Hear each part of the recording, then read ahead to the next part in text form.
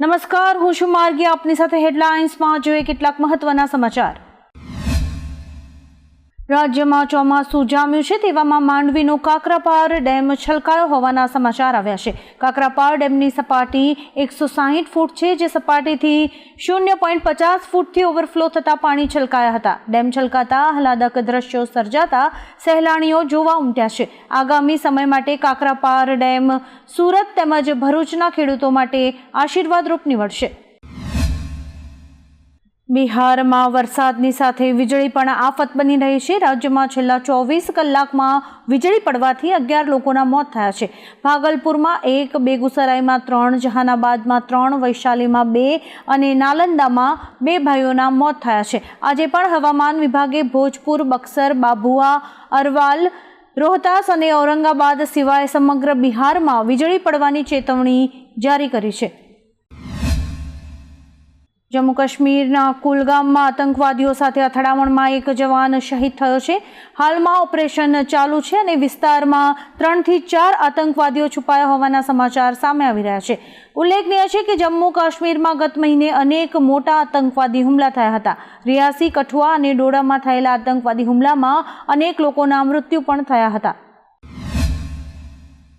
સુરતમાં સચિન જીઆઈડીસીમાં 6 માળની બિલ્ડિંગ ધરાશાયી હોવાના સમાચાર સામે આવ્યા છે. આ ઘટનામાં 15 લોકોને ઈજાઓ પહોંચતા સારવાર અર્થે હોસ્પિટલ ખસેડાયા છે. ઘટનાની જાણ ફાયર અને પોલીસ ટીમને થતાં તાત્કાલિક ઘટના સ્થળે પહોંચીને બચાવ રેસ્ક્યુ હાથ ધરાયું હતું. આ ઘટનામાં જાનહાનિના કોઈ સમાચાર નથી અને કાટમાળ ખસેડવાની કામગીરી પણ ચાલુ છે. ગુજરાત બોર્ડે શાળાકીય પ્રવૃત્તિ માટેનું કેલેન્ડર જાહેર કર્યું છે. ધોરણ 9 થી 12ની પ્રથમ પરીક્ષા 14 થી 23 ઓક્ટોબરના રોજ યોજાશે. 18 જાહેર રજાઓ તથા 6 સ્થાનિક રજાઓ રહેશે. કેલેન્ડરમાં દિવાળી વેકેશન 21 દિવસનું 28 ઓક્ટોબરથી 17 નવેમ્બરનું રહેશે. દ્વિતીય સત્ર 135 દિવસનું 18 નવેમ્બરથી 4 મે સુધી રહેશે. ઉનાળુ વેકેશન 35 દિવસનું રહેશે, જે 5મી મેથી 8 જૂન દરમિયાન હશે. T20 વર્લ્ડ કપ 2024ની વિજેતા ટીમમાં સામેલ મહારાષ્ટ્રના ખેલાડીઓનું શુક્રવારે સન્માન કરવામાં આવ્યું હતું. આ દરમિયાન મહારાષ્ટ્રના મુખ્યમંત્રી એકનાથ શિંદેએ વિશ્વ વિજેતા ટીમ માટે મોટી જાહેરાત કરી છે. શિંદેએ ભારતીય ટીમ માટે 11 કરોડ રૂપિયાના રોકડ ઇનામની જાહેરાત કરી હતી. તેમણે ગુરુવારે વિજય પરેડ દરમિયાન મુંબઈ પોલીસના ક્રાઉડ મેનેજમેન્ટની પણ પ્રશંસા કરી હતી. ગુરુવારે દિલ્હીના સીએમ અરવિંદ કેજરીવાલની જામીન અરજી અંગે કોર્ટમાં સુનાવણી હતી, જે દરમિયાન કેજરીવાલે કોર્ટ સમક્ષ કહ્યું કે હું કોઈ આતંકવાદી નથી. કેજરીવાલે રાહતની માંગણી કરી હતી. તેમના વકીલે પણ કહ્યું કે કેજરીવાલ આતંકવાદી નથી અને તે વિદેશ નહીં ભાગી જાય. ઉલ્લેખનીય છે કે કોર્ટે સીબીઆઈને નોટિસ આપીને જવાબ માંગ્યો છે અને વધુ સુનાવણી 17મી જુલાઈએ થશે. અમરનાથ યાત્રાની શરૂઆતના 7મા દિવસે બાબા બર્ફાની ગાયબ થઈ ગયા છે. આવું પહેલી વાર બન્યું છે. આ વર્ષે બરફનું શિવલિંગ સમય કરતાં વહેલા પીગળી ગયું છે. હવે અહીં આવતા શ્રદ્ધાળુઓ પવિત્ર ગુફાના જ દર્શન કરી શકશે. અધિકારીઓનું કહેવું છે કે અતિશય ગરમીના કારણે આ વર્ષે આવું થયું છે. ઉલ્લેખનીય છે કે ગયા વર્ષે બાબા 14 દિવસ બાદ ગાયબ થઈ ગયા હતા. 29 જૂનથી શરૂ થયેલી અમરનાથ યાત્રા 19મી ઓગસ્ટે સમાપ્ત થશે. પંજાબના લુધિયાણામાં શિવસેના તક્ષલી નેતા સંદીપ થાપર પર સિવિલ હોસ્પિટલની બહાર 3 નિહંગોએ હુમલો કર્યો છે. નિહંગોએ તેમના સ્કૂટરને ઘેરીને તેમના પર તલવારો વડે હુમલો કર્યો હતો. પોલીસે ફતેહગઢ સાહિબમાંથી 2 નિહંગોની ધરપકડ કરી છે. એક આરોપી હજુ ફરાર છે. હુમલા સમયે પોલીસનો એક ગનમેન સંદીપ સાથે હતો. નિહંગોએ તેની ગન છીનવી લીધી હતી. ત્યારબાદ ગનમેન સંદીપને બચાવવાની જગ્યાએ ઊભો જ રહ્યો હતો.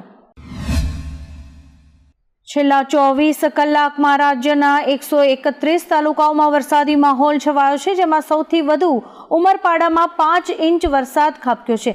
હવામાન વિભાગ દ્વારા આગામી 4 દિવસની આગાહી કરવામાં આવી છે, જે અનુસાર ગુજરાતના દરિયાકાંઠાના વિસ્તારમાં ઝડપી ગતિથી પવન ફૂંકાવાની શક્યતાને પગલે માછીમારોને દરિયો ન ખેડવા સૂચના અપાઈ છે.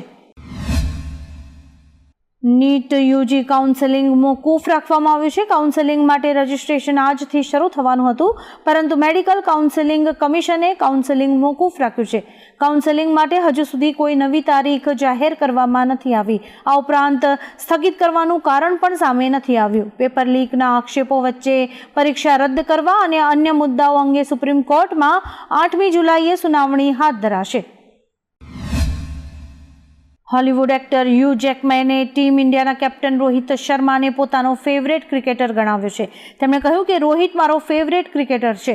તેણે T20 વર્લ્ડ કપ જીત્યો છે અને તે એક અલગ સ્તરનો ખેલાડી છે. હ્યુ જેકમેન વુલ્વરીન તરીકે પણ ઓળખવામાં આવે છે, જે તેમની પોતાની ફિલ્મ છે. ઉલ્લેખનીય છે કે હાલમાં જ તેમની ફિલ્મ ડેડપૂલ એન્ડ વુલ્વરીન રિલીઝ થઈ છે. દેશના 11 રાજ્યોમાં હવામાન વિભાગે ભારેથી અતિ ભારે વરસાદની આગાહી કરી છે, જેમાં વીજળી અને વાવાઝોડા બાદ ઉત્તર પશ્ચિમ અને મધ્ય ભારતમાં આગામી 5 દિવસ સુધી વરસાદ થવાનો છે.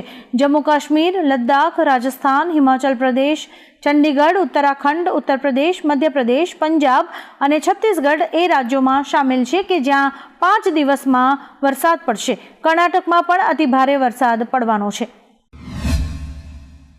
ઉત્તરાખંડમાં ભારે વરસાદને કારણે 2 લોકોના મોત થયા છે, ત્યારે હવામાન વિભાગે 6 અને 7 જુલાઈના રોજ વરસાદનું રેડ એલર્ટ જાહેર કર્યું છે. હિમાચલ પ્રદેશ અને ઉત્તરાખંડમાં ભારે વરસાદને કારણે જનજીવન અસ્તવ્યસ્ત બન્યું છે. ભારે વરસાદની સંભાવનાને કારણે નૈનીતાલ જિલ્લામાં હજુ પણ શાળાઓ બંધ છે. આ સાથે ચમોલી અને પૌરી જિલ્લાના કેટલાક ભાગોમાં ભારે વરસાદની સંભાવના છે. મસૂદ પઝેશ્કિયાન ઈરાનના 9મા રાષ્ટ્રપતિ બન્યા છે. ચૂંટણીમાં 3 કરોડ લોકોએ મતદાન કર્યું હતું. મસૂદને 1.64 કરોડ વોટ મળ્યા છે, જ્યારે કે તેમના હરીફ કટ્ટરવાદી નેતા સઈદ જલીલીને 1.36 કરોડ વોટ મળ્યા હતા. આ રીતે મસૂદે જલીલીને 30 લાખ મતોથી હરાવ્યા છે. મસૂદની ઓળખ ઉદારવાદી નેતા તરીકે થાય છે, જે હિજાબનો વિરોધ કરે છે. આ ચૂંટણીમાં હિજાબનો મુદ્દો છવાયેલો રહ્યો હતો. દેશમાં લાખો લોકો હિજાબનો વિરોધ કરી રહ્યા હતા. પરિણામે તેમણે મસૂદને જીતાડ્યા છે. ગુજરાતમાં પેટ્રોલ, ડીઝલ, શાકભાજી, ખાદ્ય તેલની સાથે સાથે અનેક જીવન જરૂરિયાતી વસ્તુઓના ભાવ વધી રહ્યા છે. ત્યારે આ વચ્ચે CNGના ભાવમાં વધારો થયો છે. કંપનીએ સીધો જ ₹1નો ભાવ વધારો કર્યો છે. તેના લીધે CNG વાહન ચાલકો પર મોટો બોજો પડશે. આ પહેલા CNGનો પ્રતિ કિલો ભાવ ₹74.26 હતો, જે હવે વધીને ₹75.26 પ્રતિ કિલો થયો છે. અમદાવાદ શહેરમાં આવેલા અદાણી સર્કલ પાસેથી નકલી ચલણી નોટ ઝડપાઈ છે. પોલીસે વાહન ચેકિંગ દરમિયાન આ નોટો જપ્ત કરી છે, જેમાં 500ના દરની 1852 નોટ્સનો સમાવેશ થાય છે. કુલ 9.26 લાખની નકલી નોટ પકડાઈ છે. મેહુલ સોની, નિખિલ સોની અને વિશાલ કરના નામના 3 શખ્સો મધ્યપ્રદેશ પાર્સિંગની ગાડીમાં નકલી નોટ સાથે પકડાયા છે. લોકસભામાં વિપક્ષના નેતા રાહુલ ગાંધીએ હિન્દુઓ પર આપેલા નિવેદનને લઈને ગત 2 જુલાઈના રોજ ગુજરાત કોંગ્રેસના પ્રદેશ કાર્યાલય રાજીવ ગાંધી ભવન પર ભાજપ અને કોંગ્રેસના કાર્યકરો વચ્ચે સામસામે પથ્થરમારો થયો હતો. આ ઘટના બાદ આજે રાહુલ ગાંધી પ્રદેશ કોંગ્રેસ કાર્યાલય પહોંચ્યા હતા. જોકે રાહુલ 15 વર્ષ બાદ કોંગ્રેસ કાર્યાલયમાં આવ્યા હતા, જેથી કાર્યકર્તાઓમાં ભારે ઉત્સાહ જોવા મળ્યો હતો. હવામાન વિભાગે ગુજરાત રાજ્યમાં આગામી 7 દિવસને લઈને વરસાદની આગાહી કરી છે. 7 દિવસ સુધી રાજ્યમાં સાર્વત્રિક વરસાદ રહેશે. જોકે કેટલાક જિલ્લામાં અતિ ભારે વરસાદ તો ક્યાંક હળવા વરસાદી ઝાપટા વરસી શકે છે. આજે દક્ષિણ ગુજરાતના 7 જિલ્લામાં ઓરેન્જ એલર્ટ તેમજ સૌરાષ્ટ્રમાં ભારે વરસાદની આગાહી કરાઈ છે.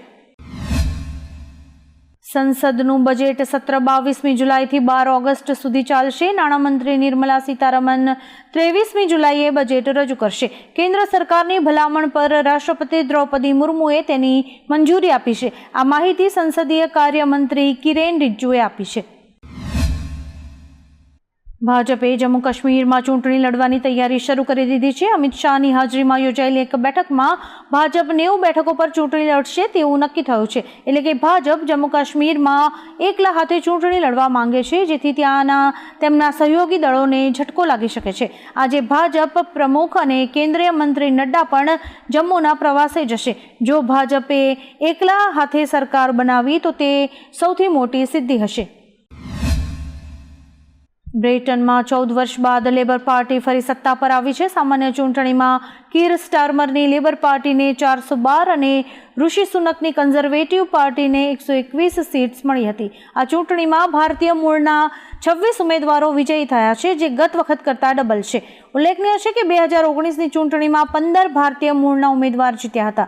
સોશિયલ મીડિયા પર ફરી મજાક શરૂ થઈ છે કે અંગ્રેજોએ ભારત પર રાજ કર્યું, હવે ભારતીયો અંગ્રેજો પર રાજ કરશે. ભગવાન જગન્નાથની 147મી રથયાત્રાને લઈને રથયાત્રા રૂટ પર આવતા એએમટીએસ અને બીઆરટીએસ બસીસના રૂટ્સમાં ફેરફાર કરવામાં આવ્યા છે. એએમટીએસના 10 રૂટ્સ બંધ અને 71 રૂટમાં ફેરફાર અને ડાયવર્ઝન આપવામાં આવ્યું છે. બીઆરટીએસના 4 રૂટ્સ બંધ કરાયા છે. 5 બસ રૂટમાં આંશિક ફેરફાર કરાયો છે. બીઆરટીએસના 32 બસ સ્ટેન્ડમાં ઓપરેશન બંધ રહેશે. એએમટીએસ દ્વારા 6 બસ રૂટ ટૂંકાવવામાં આવ્યા છે અને 10 રૂટ બંધ રાખવામાં આવ્યા છે. આવા જ કેટલાક રસપ્રદ સમાચારો નિહાળવા માટે અમારી યુટ્યુબ ચેનલને લાઇક, શેર અને સબસ્ક્રાઇબ કરો અને જોતા રહો હેડલાઇન્સ.